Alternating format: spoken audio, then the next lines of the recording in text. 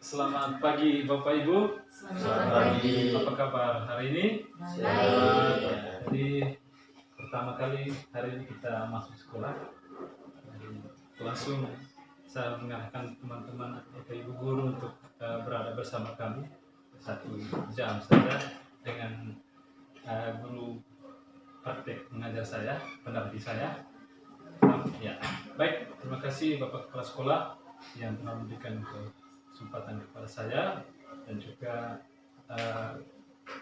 Bapak pengajar praktek yang telah bersama kami dan juga rekan-rekan guru yang bersedia meluangkan waktunya untuk bersama dengan kami pada pagi hari ini. Baik, ya. Pada kesempatan ini saya akan mempresentasikan ke depan Bapak Ibu guru tentang budaya positif.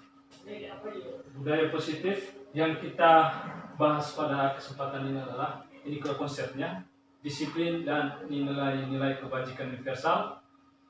Yang berikut 3 motivasi perilaku manusia, keyakinan kelas, ya, kebutuhan dasar manusia, 5 posisi kontrol guru, yang terakhir adalah segitiga restitusi. Ya, paradigma. Ya, jadi mungkin saya minta 1 atau 2 orang dari Bapak Ibu guru untuk mungkin berhadapan dulu, 1 orang. Bapak dan Pak Lee. Jadi buatlah kepala tangan Bapak Ibu, bayangkan ada sesuatu yang berharga di dalamnya. Selanjutnya 1 orang membujuk Bapak Ibu dengan berbagai cara untuk membuka kepala tangan Bapak Ibu. Silakan. 1 orang saja yang mengepalkan tangannya, 1 orang membujuk. 1 orang membujuk. 1 orang yang membujuk dalam arti untuk membuka kepala tangannya. Dari berbagai cara bujukan itu bisa saja tidak dibuka, bisa saja dibuka, tergantung bujukannya. Silakan.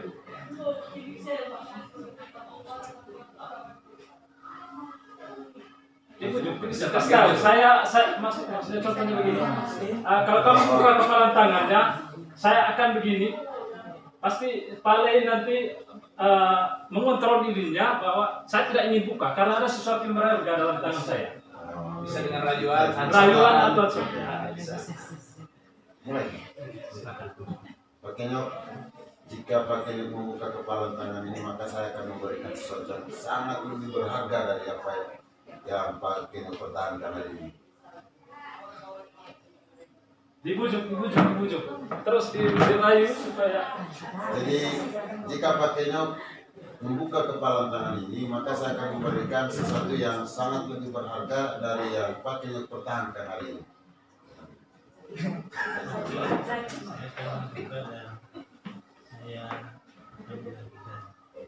Baik, kalau begitu bukalah kepala tanganmu dan saya akan memberikan sesuatu yang berharga itu.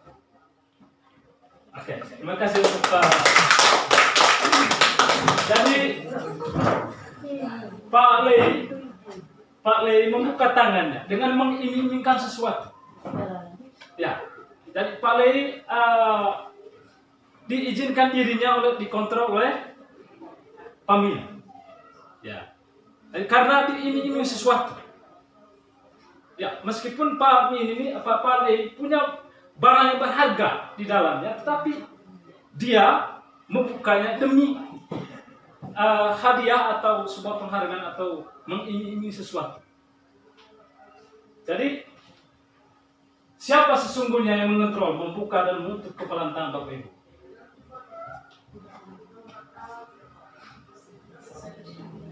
Siapa sesungguhnya?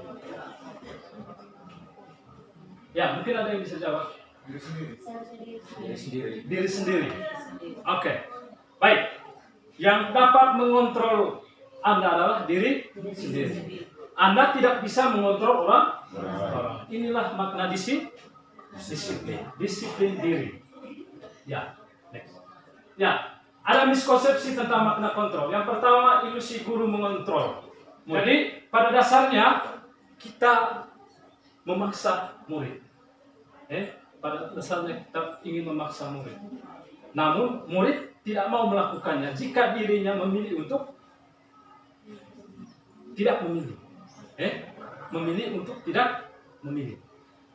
Ya, meskipun ada kontrol di sana. Meskipun ada kontrol di sana. Jadi, dalam teori Dr.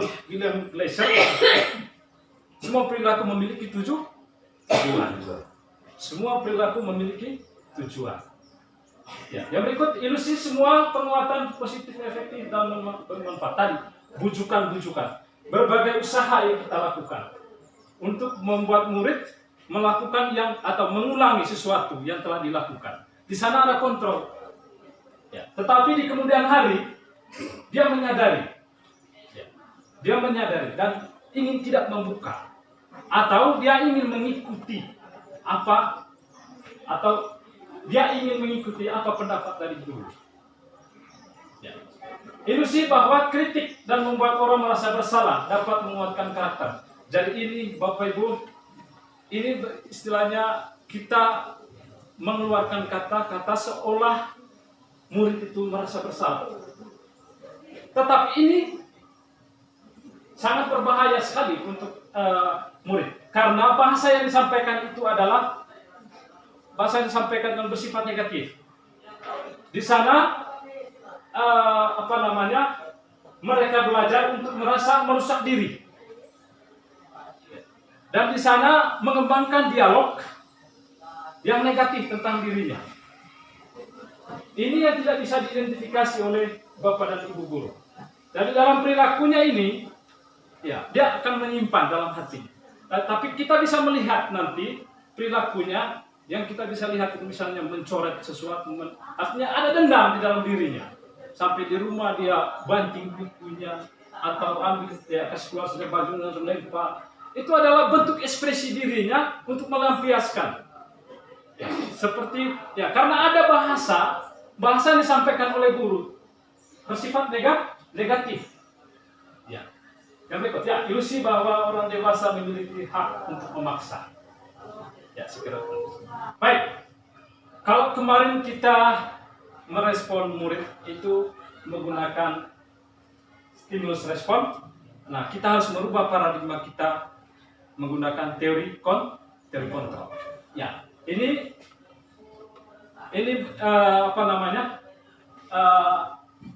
yang dikatakan oleh Dr. William Glasser. Ya, kita harus merubah. Kalau kemarin kita sebagai guru,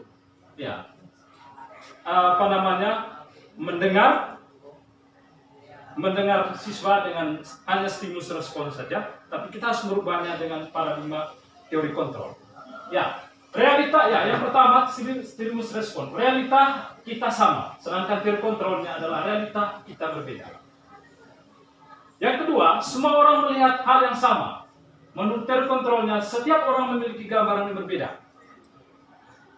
Yang berikut, kita mencoba mengubah orang agar berpandangan sama dengan kita. Teori kontrol, kita berusaha memahami pandangan orang lain tentang dunia. Ya. Stimulus responnya berperilaku buruk dilihat sebagai suatu kesalahan. Sedangkan teori kontrolnya, semua perilaku memiliki tujuan. Yang berikut, orang lain mengontrol saya. Dalam teori kontrolnya, hanya Anda yang bisa mengontrol Anda. Itu yang dikatakan tadi waktu pertama kali kita mencoba peragakan itu. Yang berikut, saya bisa mengontrol orang lain. Menurut teori kontrol, Anda tidak bisa mengontrol orang lain. Yang berikut, pemaksaan adalah pada saat bujukan gagal. Ya. Menurut teori kontrolnya, kolaborasi dan konsensus menciptakan pilihan-pilihan baru. Yang berikut, model berpikir menang atau kalah. Sedangkan teori kontrolnya adalah model berpikir menang. Ya, ini yang dikatakan oleh Dr. William Glasser. Ya. Next. Ya, baik, disiplin. Bapak Ibu, mungkin ada atau di antara kita ini sudah tahu atau apa yang dimaksud dengan disiplin. Apa itu disiplin? Mungkin Bapak Ibu silakan. Segala aturan yang sudah ditetapkan atau yang sudah diterapkan. Segala aturan yang sudah diterapkan. Mungkin ada yang lain? Kemampuan diri sendiri untuk bisa mengontrol diri sesuai dengan kesepakatan aturan yang telah dibuat. Ya. Jadi mungkin ada yang lain lagi. Kesadaran atau komitmen pribadi untuk menaati aturan yang telah dibuat. Ya, baik. Jadi semuanya mengarah kepada aturan. Ya, dalam budaya kita memang seperti itu, bahwa sesuatu yang dilakukan oleh seseorang, ya, sesuatu yang dilakukan untuk orang lain untuk mendapatkan kepatuhan. Itu adalah budaya kita. Ya, menurut Ki Hajar Dewantara, untuk menciptakan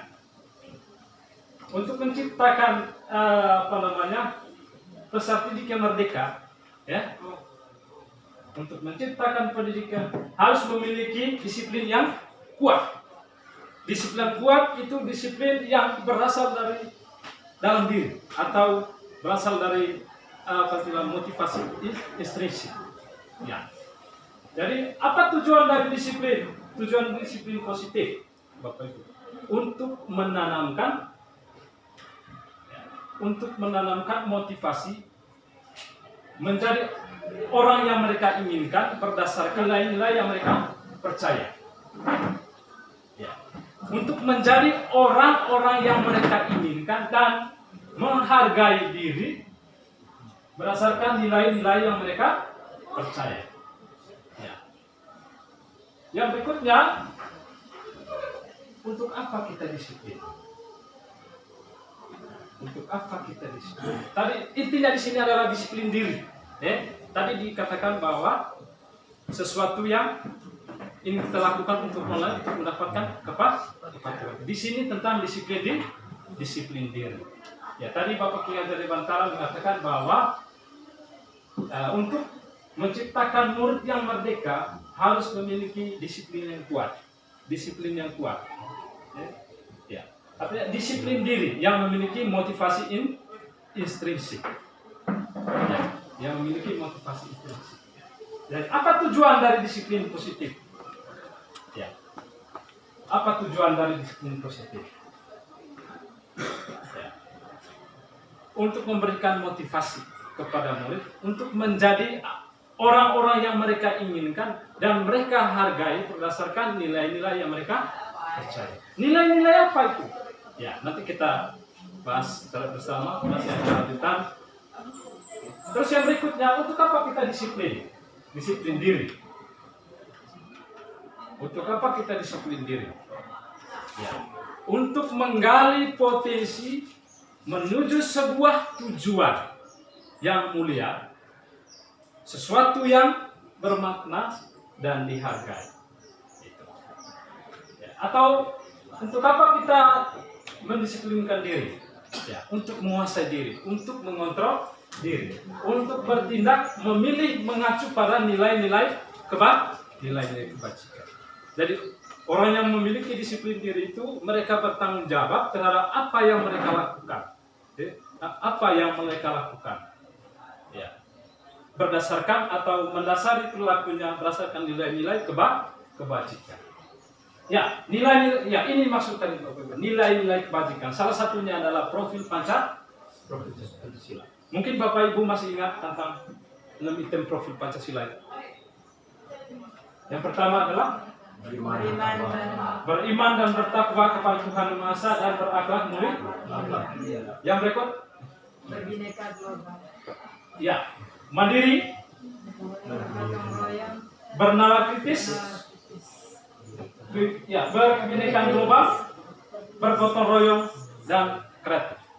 Jadi nilai-nilai universal ini Bapak Ibu, nilai-nilai yang terlepas dari suku, bangsa, agama dan ras. Makanya dikatakan nilai universal. Ya, lanjut. Ya.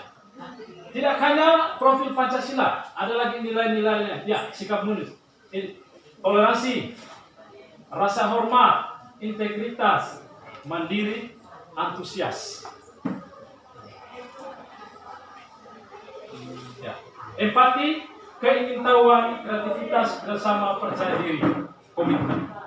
Ini saya hanya ambil sedikit saja. Ada banyak sekali nilai-nilai kebajikan ini universal.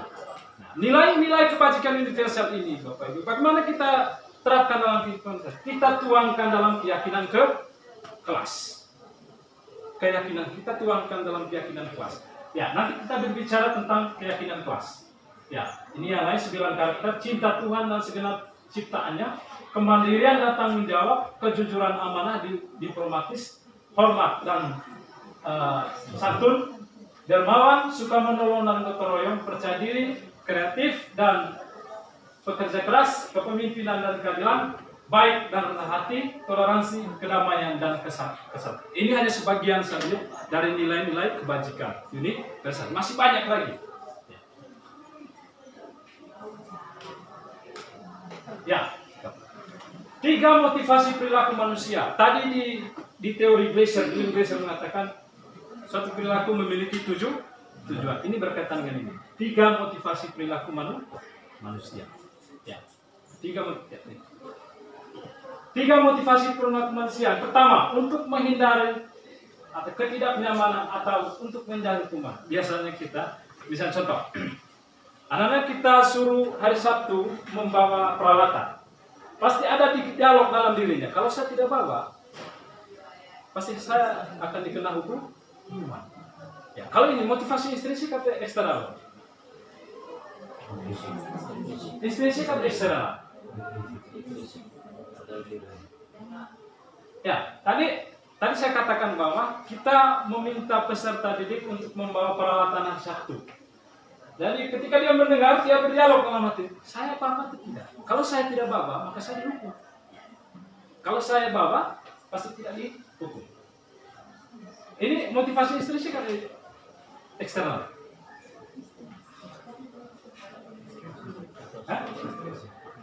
Intrinsik. Iya, ini adalah motivasi eksternal. Jadi dia hanya melakukan sesuatu kalau ada hukuman. Karena sudah diketahui bahwa saya akan dihukum kalau tidak membawa. Ya, ini adalah motivasi eksternal. Ya, yang berikut, untuk mendapatkan imbalan harga dari orang, dari saya di rumah itu Bapak Ibu. Kalau suruh mungkin anak-anak kita semua di rumah, kalau kita suruh menginginkan sesuatu, kamu pergi ambil ini. Kalau tidak menyebutkan imbalan, dia akan pergi. Tapi ketika kita katakan pergi, ini ada uang ini, pasti dia pergi, dia cepat pergi. Ya, dia melakukannya hanya untuk mendapatkan imbalan. Pertanyaannya, apakah ini motivasi intrinsik atau eksternal? Ya, eksternal. Motivasi eksternal. Nah, yang ketiga ini yang harus kita yang kita perlu lakukan adalah untuk menjadi yang mereka inginkan dari diri sendiri dengan nilai-nilai yang mereka percaya. Nilai-nilai yang mereka percaya tadi Bapak Ibu, nilai kebajikan ini. Inilah yang kita harus tumbuhkan dalam diri anak dituangkan melalui keyakinan kelas. Ya. Ya, ada dua motivasi intrinsik, eksternal dan intrinsik. Yang ketiga tadi untuk menjadi orang yang mereka inginkan dan diri sendiri dengan nilai yang mereka percaya. Ini yang kita harus tumbuh dalam diri peserta didik. Ya, konsep hukuman dan penghargaan. Ya, Bapak Ibu, ini mungkin sering kita lakukan dalam kehidupan sehari-hari. Ternyata hukuman ini memiliki akibat. Pertama, menyakitkan bagi peserta didik. Kebanyakan dari kita mungkin ketika anak melakukan kesalahan, langsung kita panggil, sini, kamu sudah melakukan kesalahan ini, kamu sudah melakukan ini itu. Ternyata ini Bapak Ibu menyakitkan bagi peserta didik.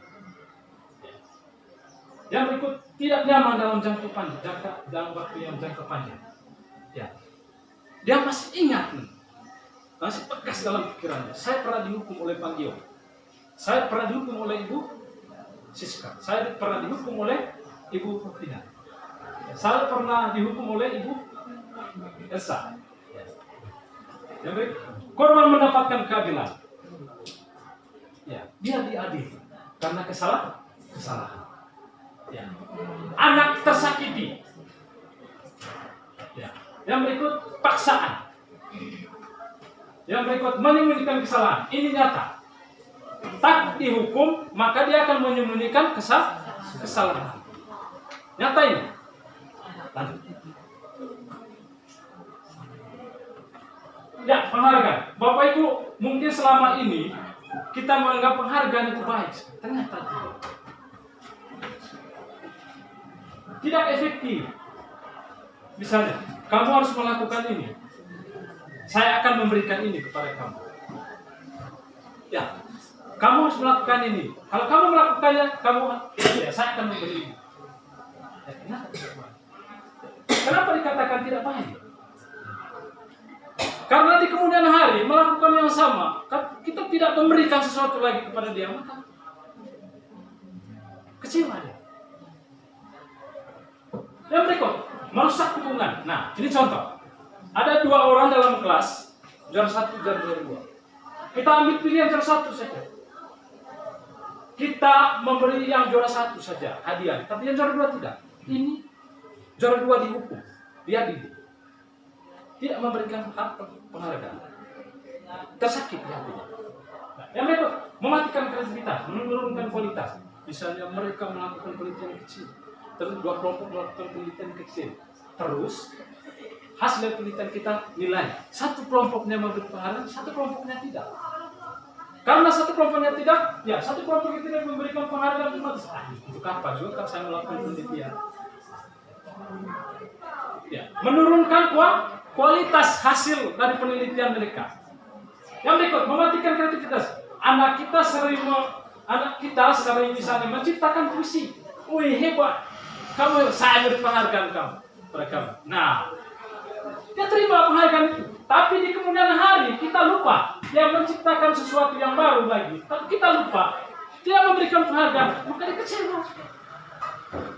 Ya, dia menurunkan kreativitasnya. Untuk apa? Kemarin dia beri harga kepada penghargaan kepada saya. Ternyata hari ini saya menciptakan sesuatu atau membuat lagu-lagu. Hari ini tidak memberikan penghargaan. Tidak usah. Yang berikut, paksa. Lanjut. Menyembunyikan kesalahan. Ini juga masih. Konsekuensi, sesuatu yang terjadi, sesuatu yang harus terjadi. Misalnya begini, temannya secara tidak sengaja, ya, atau secara tidak sengaja menumpahkan air dalam gelas di atas meja. Menumpahkan. Pasti dia merasa bersalah. Dia langsung minta maaf. Konsekuensinya dia harus mengeringkan meja itu. Seluruh. Atau mungkin ada siswa kita yang telah mendatang, sudah 1 jam berlalu pelajarannya. Dipanggil, kenapa kamu terlambat? Dengan berbagai alasan yang dilakukan. Ya. Baik sudah, kamu duduk sana. Tapi ingat, kamu tidak boleh keluar jam istirahat sudah. Kamu harus menyelesaikan tugas-tugas yang sudah diberikan. Ya. Ini dimonitoring juga. Kamu dimonitoring, pasti kita jaga dia. Nah, karena kita jaga dia tidak nyaman. Karena kita jaga dia tidak nyaman. Ya, mengikuti peraturan. Ya, restitusi. Apa? Ya, ini yang harus kita berikan kepada kita, tumbuhkan dalam peserta didik.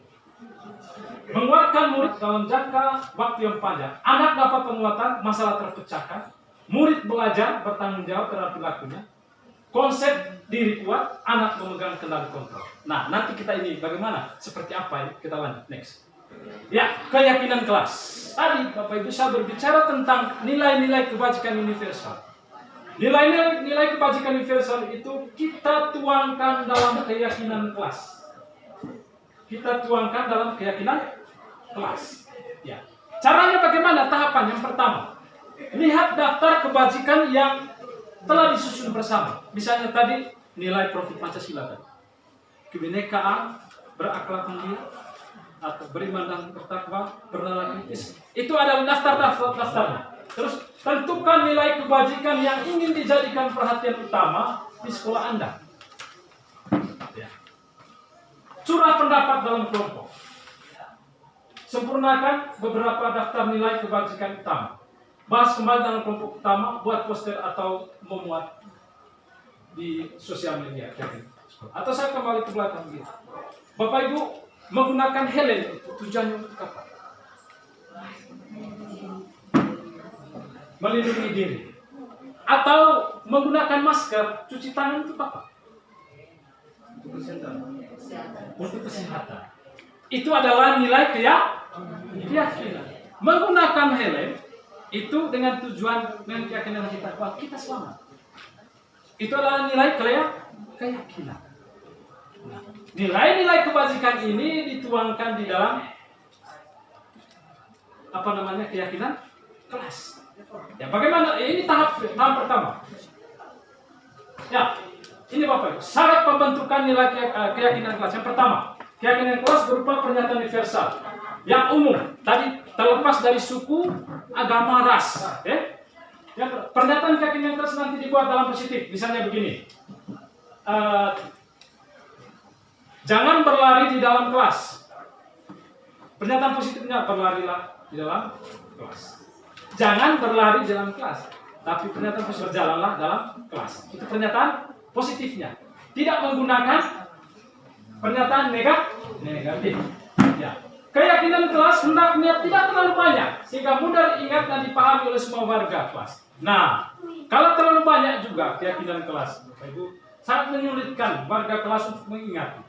Misalnya menghormati disiplin, gitu, kan? Menghormati disiplin atau percaya diri, itu adalah keyakinan kelas. Ya. Terus keyakinan kelas sebaiknya sesuatu yang dapat diterapkan lingkungan tersebut. Semua warga kelas hendaknya ikut berkontribusi membuat keyakinan kelas lewat kegiatan surat pendapat.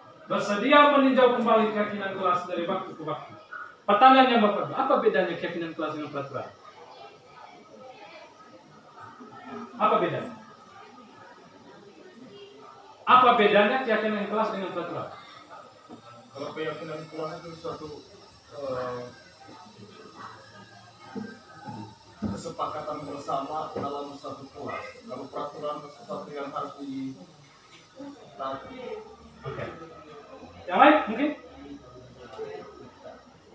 Kalau peraturan kesepakatan yang sudah dibuat secara bersama, kalau keyakinan itu adalah sesuatu yang sudah tertanam di dalam diri peserta didik yang dia yakin dan dia percaya terhadap sesuatu yang atau terhadap kesepakatan yang dibuat.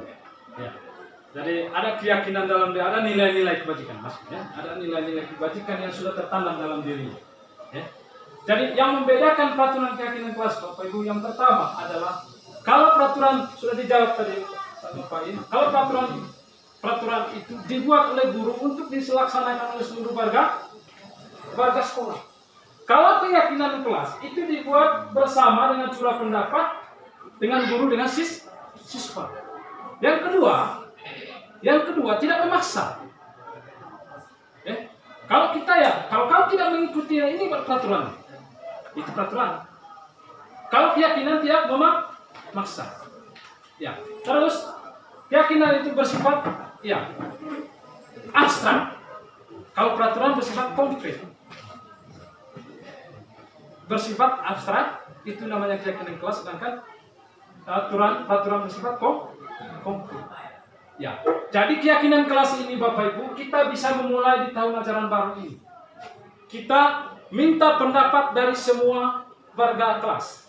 Misalnya membuang sampah pada tempatnya. Itu keyakinannya apa? Disiplin apa peduli? Peduli. Mendengarkan teman lagi berbicara. Itu hormat. Mengambil barang milik orang lain dengan izin, itu hormat. Jadi semakin banyak pernyataan, maka hanya satu payung, yaitu keyakinan kelas misalnya, satu payung hormat. Ada banyak pernyataan, tapi hanya satu payungnya, misalnya disiplin, hormat atau percaya. Nah ini yang kita harus lakukan di dalam kelas di tahun ajaran baru. Ini diberikan semacam untuk Bapak Ibu untuk memulainya pada hari besok. Keyakinan. Kalau setelah mengalami kesulitan saya bisa membantu. Berkaitan dengan mulai dari tahapannya, ini sebenarnya kalau diperhatikan secara baik-baik. Ya, 5 posisi kontrol. Ya. Kolaborasi untuk menciptakan konsensus pilihan-pilihan. Ya, ada tadi katakan menang-menang. Ini berkaitan dengan 5 posisi kontrol. Yang pertama adalah hukum. Kita posisi di mana selama ini? Ya, biasanya penghukum ini, ya ekspresi wajahnya, ya misalnya matanya ngotot, menunjuk-nunjuk, kamu terlambat sini. Ini sudah jam berapa ya? Ini ekspresinya, mata menunjuk-nunjuk. Ya. Pastikan siswa takut tidak? Takut. Ya. Pembuat rasa bersalah, misalnya begini. Aduh, Nana, saya kecewa sekali dengan kamu. Bapak sudah ingatkan kemarin, kamu tidak boleh melakukan. Ini kita membuat anak merasa bersalah. Nah, ini sangat berbahaya dari hukum. Tadi saya katakan berbicara dari abal-abal, dia akan menyimpan dalam hatinya dan ingin menuangkan kekesalannya itu melakukan berbagai cara. Misalnya tenang meja ketika kita keluar tidak berhadapan dengan dia sudah pasti misalnya kita keluar pasti dari belakang tenang. Nah, itu adalah perilakunya dia. Karena kita sudah membuat dia merasa bersalah. Karena bahasa yang kita sampaikan adalah bahasa negatif. Yang berikut, teman. Nah, ini teman ini biasanya bahasanya persuasif. Demi bapak ya, demi ibu ya, kamu harus lakukan itu. Tapi ini masih ada negatif positifnya, Bapak. Kalau berisiko positif, ini membangun hubungan yang akrab dengan guru. Tetapi negatifnya adalah dia ketika dia berada pada masalah, dia tergantung pada guru yang bersangkutan. Kalau tidak diberikan bantuan, maka dia kecewa sekali. Karena posisi teman. Ya, jadi pemantau. Nah, ini Bapak Ibu pemantau misalnya begini. Dia menghitung-hitung caranya. Kamu tadi sudah membuat kesalahan. Kamu tahu tidak? Ini aturannya. Aturan mana yang kamu langgar? Ya. Kamu lihat. Ini ada aturan tentang harus menggunakan sepatu. Ini namanya pemantau. Ya. Ya berikut manajer. Nah, ini yang harus kita tanam dalam diri Anda. Kita memposisikan diri sebagai manajer. Maksudnya bagaimana? Kita memanggil dia. Dia berusaha untuk mempertanggungjawabkan masalahnya, mencari solusinya, dan masalah terpecah.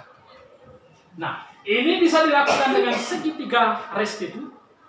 Ya, seperti apa segitiga restitusi itu? Ya, segitiga restitusi. Apa yang restitusi, Bapak?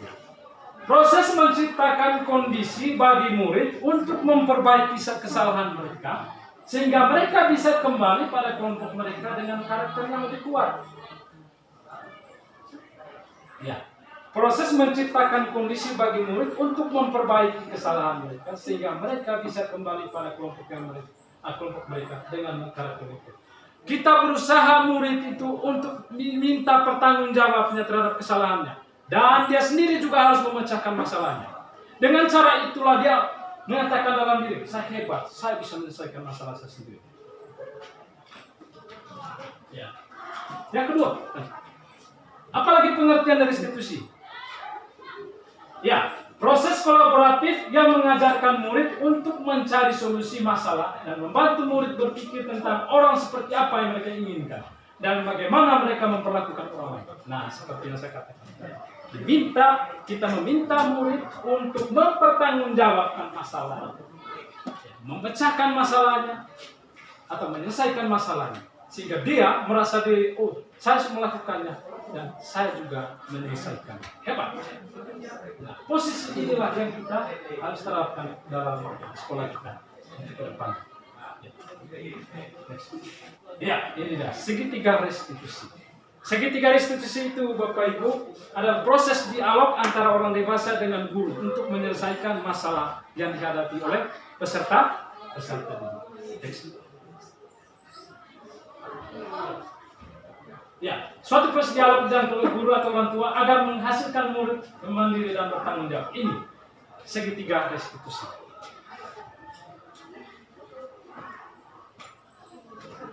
Ya, kita berdialog di sana menggunakan tahapan. Ada tahapannya. Tahapan segitiga restitusi. Next. Ya, 3 tahapan restitusi. Yang pertama, memvaliditas kesalahan. Misalnya begini. Saya jelaskan menstabilkan identitas. Ini pada prinsipnya Bapak Ibu, kesalahan itu adalah proses pembelajaran. Kesalahan itu adalah proses pembelajaran. Sehingga dalam memberikan tindakannya, dia geser dari identitas gagal ke identitas sukses. Itu tahap pertama. Tahap kedua adalah memvaliditas kesalahan. Pada prinsipnya, orang melakukan kesalahan itu ingin memenuhi kebutuhan. Pada prinsipnya adalah setiap orang, siapapun, murid kita semua melakukan kesalahan. Pada prinsipnya adalah dia ingin memenuhi kebutuhan. Ya. Sehingga dalam melakukan tindakan kita berubah dari stimulus respon ke proaktif dalam dialog kita. Yang berikut, menanyakan keyakinan kelas. Nah, ini pada prinsipnya Bapak Ibu, kita sudah bentuk keyakinan kelas. Di sini ada pertanyaan-pertanyaan yang bermakna. Pertanyaan-pertanyaan yang bermakna itu dikaitkan dengan keyakinan dan kesalahan yang sudah dibuat oleh peserta didik. Nanti kita ambil contoh, misalnya satu kasus. Ambil satu kasus. Sehingga Sitono sering apa? Kita panggil berdasarkan 8 kali kelas. Misalnya begini. Dia sudah berhadapan itu. Halo, selamat pagi Tono. Selamat pagi Pak. Kamu tahu tidak mengapa Bapak panggil kamu ke sini? Ini adalah menstabilkan identitas. Tahu? Saya 5 kali sudah apa? Kamu sekarang mendapatkan masa. Itu bukan dari guru, dari guru komunikasi dari guru.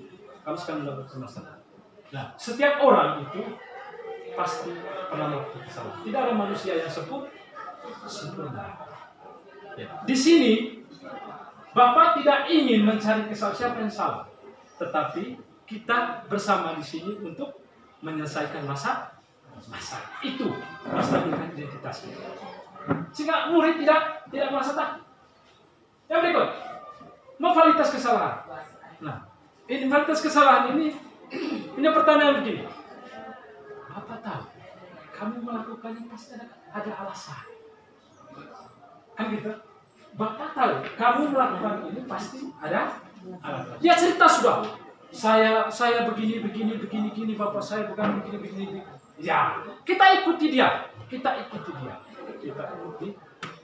Ya. Selanjutnya, tadi saya katakan adalah dari stimulus respon ke proaktif.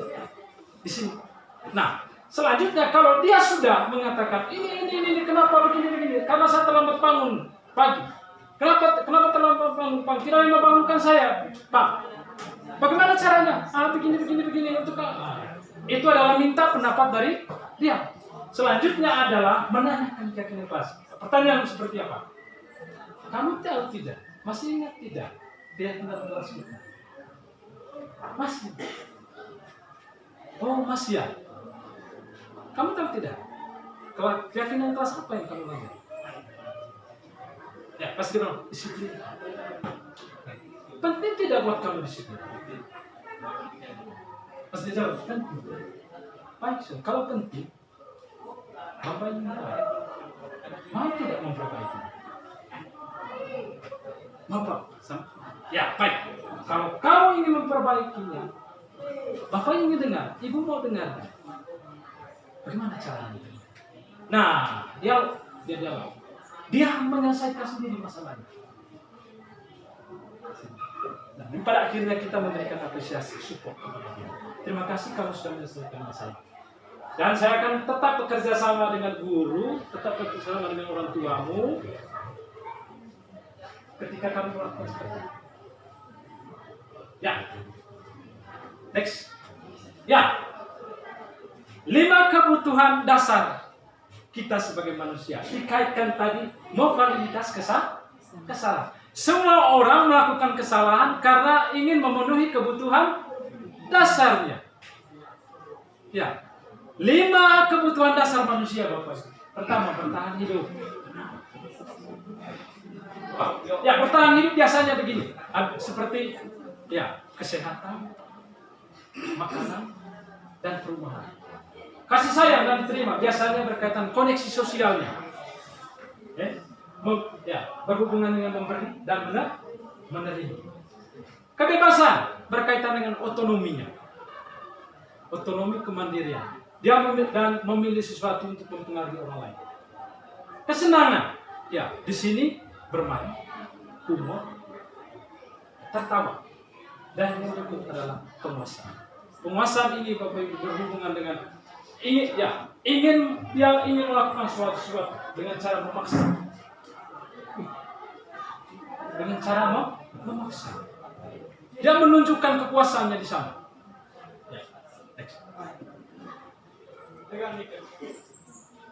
Ya, ini ada kasus ini berkaitan dengan ini. Pertama, Ibu Ani, guru wali kelas 10 ada SMA Negeri 3. Satu menyebutkan, tidak ada Ibu Ani di sini. Ya, sedang bingung menghadapi pula salah satu murid yang di kelasnya misalnya Tono atau Tony. Tony. Beberapa anak di kelas 10A telah datang padanya dan mengeluh Tony yang seringkali meminta bekal makasih yang mereka dengan paksa. Apa kaitannya dengan kebutuhan dasar? Kita bahas satu persatu dulu, Kita bahas satu. Pertama, Tony memaksa mengambil makanan temannya karena dia ingin bertahan hidup. Ya, karena dia ingin bertahan hidup. Yang berikut, kebebasan. Karena setiap hari Tony ini selalu membawa makan yang sama. Sedangkan temannya bervariasi. Dia lihat, makanan ini beda dengan saya. Setiap hari saya makanan yang sama. Nah, dia memaksa temannya. Karena dia merasa makanan yang diberikan ibunya bosan sekali. Dia ingin kebebasan. Menerima. Ya, yang berikut tentang kesenangan. Dia ingin melihat wajah temannya seperti apa sih ekspresi teman ketika dia makan. Itu adalah kesenangannya dia. Seperti apa? Genika, marahkah? Seperti apakah? Nah, ini berkaitan kesenangan. Nah, rasa sayang dan rasa diterima, maksudnya begini. Ketika temannya Tony melaporkan ini kepada guru, maka ada perhatian dari temannya. Dan gurunya memanggil orang tuanya, pasti diminta kalau kenapa sampai begini makanan. Ini adalah Tony pinginnya mau kasih sayang dan diterima.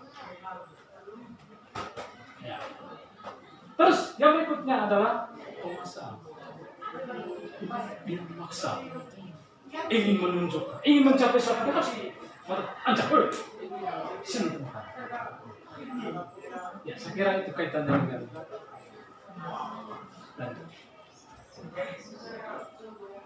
terima kasih